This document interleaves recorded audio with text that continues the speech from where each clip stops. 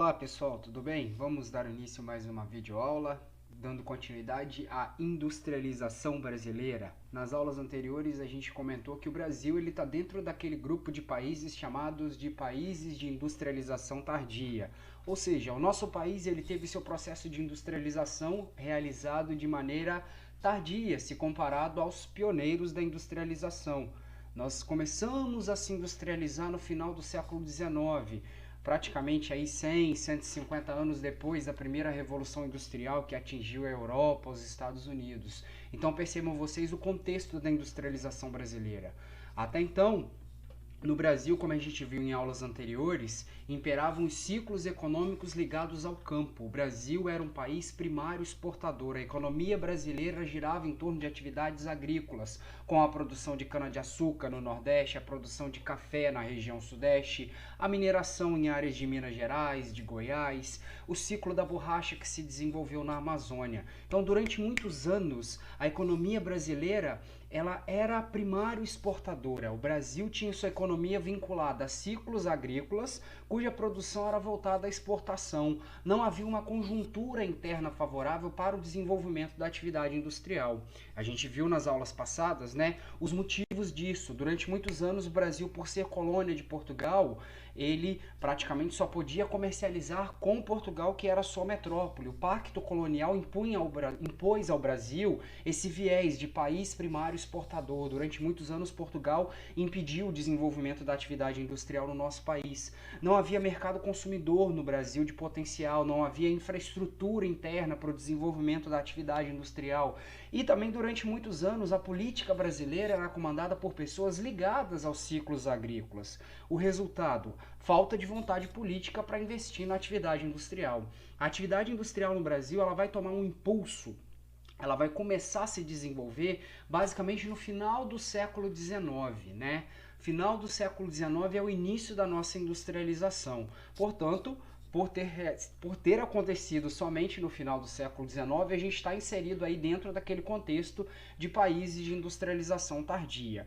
Só que o grande impulso da nossa industrialização vai acontecer apenas no século XX, no pós-1930, na era Vargas, que é a primeira fase da nossa industrialização. O nosso segundo grande impulso acontece no pós-Segunda Guerra Mundial, é a segunda fase da industrialização aqui no nosso país, condizendo com os governos do Juscelino Kubitschek e os governos militares. E uma outra questão que chama atenção na industrialização brasileira, ela inicialmente esteve espacialmente concentrada. O que significa isso, espacialmente concentrada? A indústria ela encontrou condições favoráveis para o seu desenvolvimento na região Sudeste. Até hoje a gente observa os reflexos dessa concentração inicial na região Sudeste nos dias atuais. Hoje, quais são as áreas mais industrializadas do país? São Paulo, Rio de Janeiro, Belo Horizonte, região Sudeste, onde a indústria começa a se desenvolver. E outra característica da industrialização brasileira, o Estado incentivando a industrialização através da política de substituição de importações, que a gente já falou disso ao falar dos países de industrialização tardia, e também faz parte da industrialização brasileira o incentivo, o crescimento da atividade industrial a partir do capital estrangeiro. É uma característica comum aos países de industrialização tardia como o Brasil. A industrialização ela se impulsiona, sobretudo, após a Segunda Guerra Mundial, quando empresas multinacionais começam a vir para o nosso país, atraídas aí por uma série de benefícios. Mas isso é uma caracterização aí bem geral que a gente vai aos poucos vendo ao longo das etapas da nossa industrialização. Ok, pessoal? Como eu disse para vocês anteriormente, a nossa industrialização ela começa a tomar forma, ela começa a dar os primeiros passos no final do século XIX. E a economia cafeeira, a cafeicultura, que era até então a principal atividade econômica do Brasil, ela forma como uma espécie de uma base para o desenvolvimento industrial. Onde a cafeicultura ela se desenvolve com mais intensidade? Na região Sudeste, sobretudo nos estados de São Paulo e Rio de Janeiro. E a gente diz que a cafeicultura ela forma a base para o desenvolvimento da atividade industrial. Por quê? Com o desenvolvimento da cafeicultura, ocorre o dinamismo de atividades urbanas, Ocorre a vinda de imigrantes europeus para o Brasil. Esses imigrantes eles foram fundamentais para a nossa atividade industrial. Por quê? Inicialmente esses imigrantes vieram para trabalhar nas lavouras de café. Com a crise na cafeicultura, né, a gente vai ver mais para frente, muitos desses imigrantes que antes trabalhavam nas lavouras foram trabalhar nas fábricas e eram migrantes vindos da Europa que já tinham experiência com trabalho fabril. Percebam então a relação, né, cafeicultura e indústria. A cafeicultura, ela condicionou na região sudeste a formação de capital, né? Formou-se uma burguesia que mais para frente vai investir na atividade industrial. Portanto, apesar a cafeicultura ela condiciona a geração de capital, mercado consumidor, mão de obra, desenvolvimento de infraestrutura de transporte, sobretudo no estado de São Paulo, que era o centro da atividade cafeeira.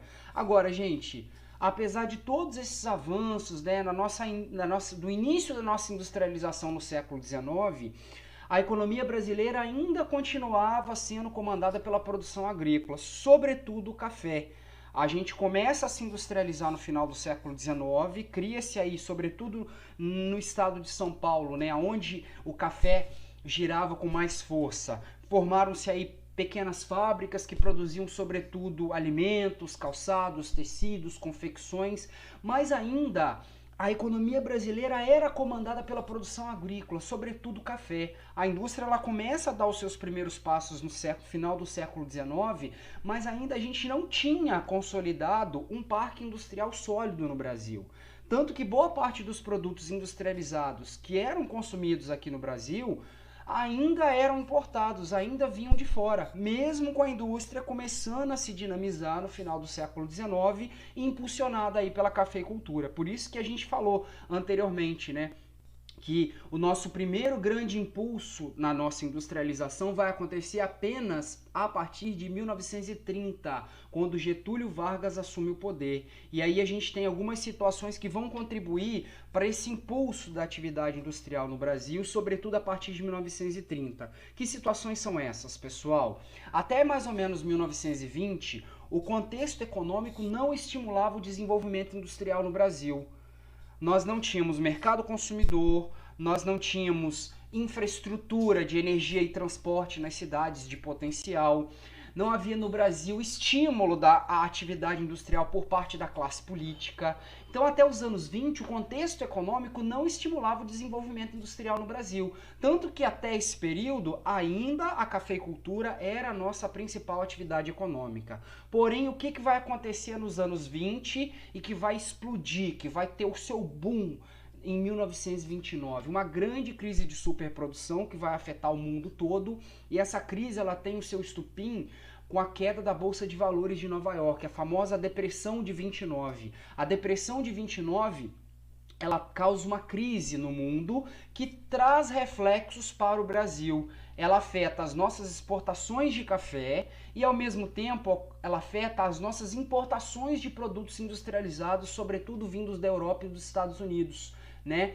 Sobretudo a crise de 29, ela provoca no Brasil uma crise econômica e ao mesmo tempo uma crise política. Essa crise econômica ela foi provocada pelo quê? O mundo inteiro entra em crise. Vários países que compravam o nosso café, nosso principal produto de exportação, deixam de comprar esse produto. Resultado, crise econômica, queda nas nossas exportações de café. Os mesmos países, né, que compravam o nosso café e vendiam para nós produtos industrializados, eles encontravam dificuldades de produzir e enviar os produtos para cá, para o Brasil. Então começava a faltar produtos industrializados que vinham de fora, vindos dos Estados Unidos e da Europa. Resultado, crise econômica. Junto dessa conjuntura de crise econômica se instala uma crise política no Brasil, e aí que entra a questão do Getúlio Vargas. Getúlio Vargas, ele assume o poder por meio de um golpe de Estado. É sempre importante lembrar, né? Vargas assume o poder no Brasil em dois contextos. Primeiro, na chamada Revolução de 30, ele assume o poder com um golpe de Estado. Depois ele volta na década de 40 democraticamente eleito. Mas num primeiro momento, quando Vargas assume nessa conjuntura de crise política e econômica, Getúlio Vargas toma o poder por meio de um golpe de Estado, apoiado pelaquela burguesia brasileira que estava interessada em promover a industrialização do Brasil. Então a gente vai ter aí o fim da oligarquia cafeeira, né? Até então quem comandava o poder no Brasil eram pessoas ligadas ao café. a crise econômica que afeta as exportações de café diminui o poder, né, da galera que comandava o país ligada à produção de café, e nesse contexto acontece a Revolução de 30, que coloca Getúlio Vargas no poder. E Getúlio Vargas, assumindo o poder, ele acaba, né, apoiado pela classe empresarial brasileira, ele acaba incentivando a nossa industrialização a partir da chamada política de substituição de importações. Gravem isso, galera. Uma das características principais da industrialização brasileira nessa primeira fase é a chamada substituição de importações. Vamos entender o que é isso. Com a crise de 29, houve um corte profundo nas importações de bens de consumo não duráveis, vindo sobretudo da Europa e dos Estados Unidos. Lembra que a gente comentou isso anteriormente? O Brasil ele começou a se industrializar no final do século XIX, mas não era uma industrialização forte. A gente ainda comprava boa parte dos nossos produtos industrializados, sobretudo da Europa e dos Estados Unidos. Com a crise de 29, houve um corte nas importações de produtos industrializados vindos dessas duas regiões, vindos da Europa e dos Estados Unidos. Quando Getúlio Vargas assume o poder, ele resolve instituir uma política industrial para poder suprir a falta de produtos que vinham de fora. Então Vargas assume o poder e incentiva a nossa industrialização a partir da chamada política de substituição de importações. O que é isso, pessoal? A gente tem um incentivo à industrialização, passando a fabricar internamente aquilo que antes era importado. Importar é comprar de fora. Antes a gente comprava produtos industrializados.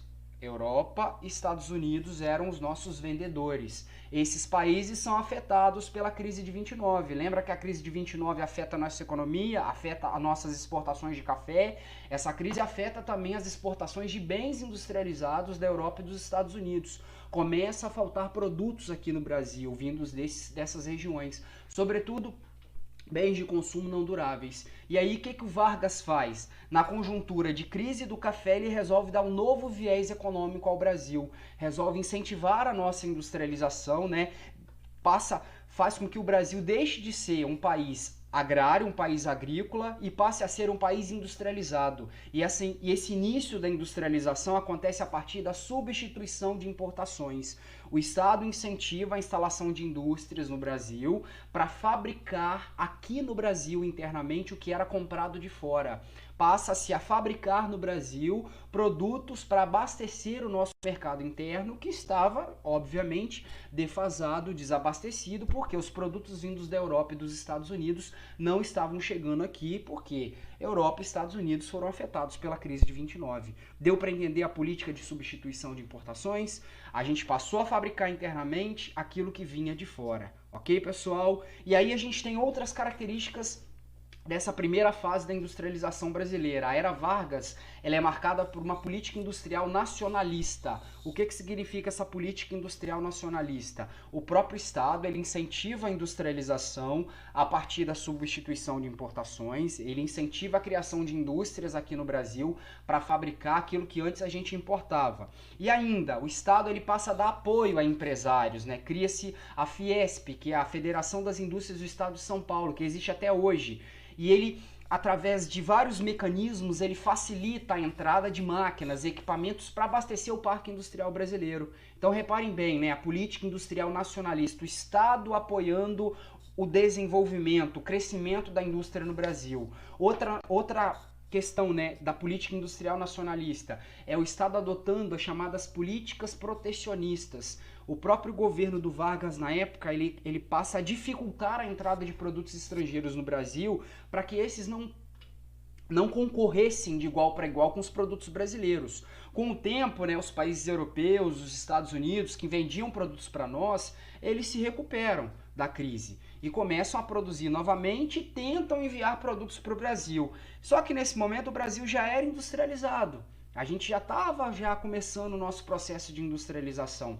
Para impedir que os produtos estrangeiros concorressem de igual para igual com os produtos brasileiros, o governo do Vargas ele adota uma série de políticas de proteção à indústria nacional, como, por exemplo, taxar os produtos estrangeiros com um imposto mais alto para que eles no mercado fiquem mais caros em relação ao produto nacional. Isso acontece até os dias de hoje, pessoal. Até os dias de hoje, para valorizar o produto local, sempre é embutido sobre o produto estrangeiro, sobre o produto importado, um imposto mais alto, para que na hora de ele ser colocado, né, para o consumidor, por causa do imposto mais alto, ele tem um preço maior para o consumidor em relação ao produto nacional, ok? Outra característica da nossa industrialização nesse primeiro momento, o predomínio de indústrias de bens de consumo não duráveis. O que são indústrias de bens de consumo não duráveis? São as indústrias que produziam roupas, calçados, alimentos. A gente estava começando a se industrializar. Então, com o início da nossa industrialização, a gente não tinha tanta tecnologia e tanto investimento de capital para termos indústrias de maior porte, de maior valor agregado, que produzissem bens de consumo duráveis, como automóveis, por exemplo. Então, no início da nossa industrialização, predominou esse tipo de indústria para poder suprir, para fabricar aqueles produtos necessários à substituição de importações. E é importante lembrar, a política de substituição de importações ela foi adotada, sobretudo para produzir internamente esses bens de consumo não duráveis. A gente ainda dependia de importar, sobretudo, bens de produção e bens de capitais, máquinas e equipamentos utilizados pelas indústrias brasileiras recém-criadas. E aí a gente vê a função do Estado brasileiro, né, facilitando a entrada dessas máquinas, desses equipamentos para abastecer as indústrias brasileiras. Então, galera, nesse primeiro momento, a gente produzia bens de consumo não duráveis, como roupas, calçados e alimentos. A gente produziu essas mercadorias para substituir as importações, para a gente não precisar de comprar mais de outros países. Mas a gente ainda dependia de comprar produtos de outros países, sobretudo máquinas e equipamentos para as nossas fábricas, beleza? E aí a gente tem a participação do Estado facilitando a importação dessas máquinas para abastecer o parque industrial brasileiro recém-criado, ok? O Vargas, como eu falei para vocês, ele fica no poder, ele tem um primeiro governo, né, durante a Revolução de 30, quando ele assume o poder através de um golpe de Estado, depois ele retorna novamente, democraticamente eleito, na década de 40. E aí, novamente, a gente vê a política a política industrial nacionalista, o Estado apoiando a industrialização no Brasil. Na década de 40, a gente tem os países europeus que até então vendiam máquinas, peças, motores para as nossas fábricas, envolvidos aí na Segunda Guerra Mundial. E diante desse cenário acontece uma nova dificuldade para importar peças, motores, equipamentos para as nossas fábricas. E aí a gente observa novamente o Estado intervindo, facilitando, incentivando a nossa industrialização. O Estado novamente na era Vargas, no segundo momento do governo dele, ele vai intervir na política industrial, adotando novamente a substituição de importações. A gente vai passar a fabricar novamente aquilo que antes era comprado de fora. Na primeira fase, a gente começou a fabricar o que vinha de fora? Bens de consumo não duráveis. Agora, nesse segundo momento, sobretudo a partir da década de 40, o Estado ele passa a fabricar, sobretudo, matérias-primas, equipamentos para as nossas fábricas. A substituição de importações acontece novamente por meio de investimentos estatais. O Estado cria indústrias de base para poder suprir a demanda por máquinas e equipamentos que as indústrias brasileiras precisavam. Essas máquinas e equipamentos, eu lembro novamente, elas vinham da Europa. A Europa estava mergulhada na Segunda Guerra Mundial. Estava começando então novamente a faltar produtos aqui no Brasil, máquinas e equipamentos para as nossas fábricas. O que o Estado faz? Novamente adota a política de substituição de importações. Ele cria, através de investimento próprio, indústrias extrativas, empresas mineradoras, investe na produção de energia para poder atender a demanda industrial brasileira, para poder apoiar a indústria no Brasil, né? Então, nesse momento aí no governo do Vargas, a gente tem uma situação bem peculiar. Diversos segmentos são criados pelo Estado, né? Segmentos esses de apoio à atividade industrial, para poder justamente manter o nosso parque industrial de pé. Nesse período aí do governo do Vargas, né, são criadas várias indústrias, várias empresas estatais que apoiam a indústria brasileira. Por exemplo, vai ser criada em Volta Redonda a CSN, Companhia Siderúrgica Nacional. Olha aí no cantinho aí para vocês. O que é uma siderúrgica? É uma indústria que derrete os minérios para poder fabricar matéria-prima para as fábricas. É onde, por exemplo, o ferro ele vira o aço. É onde, por exemplo, a bauxita vira o alumínio. A CSN ela foi construída em Volta Redonda, que é uma cidade que fica no sul do estado do Rio de Janeiro. Olha o mapa aí mostrando para vocês. E ela teve a sua localização estratégica, né? Porque ela ficava bem no meio dos dois centros industriais brasileiros principais, São Paulo e Rio de Janeiro. Então a CSN vai ser criada pelo governo brasileiro na era Vargas, em 1941, para fabricar, sobretudo, matérias-primas para as nossas indústrias. Nesse mesmo período, aí, 1942, o governo do Vargas cria a Vale do Rio Doce, a Vale que existe hoje, a empresa mineradora, para extrair minérios para gerar matéria-prima para as siderúrgicas brasileiras. Cria-se a Fábrica Nacional de Motores em 43, olha aí, ó, investimento do Estado em infraestrutura e matéria-prima para apoiar o nosso parque industrial.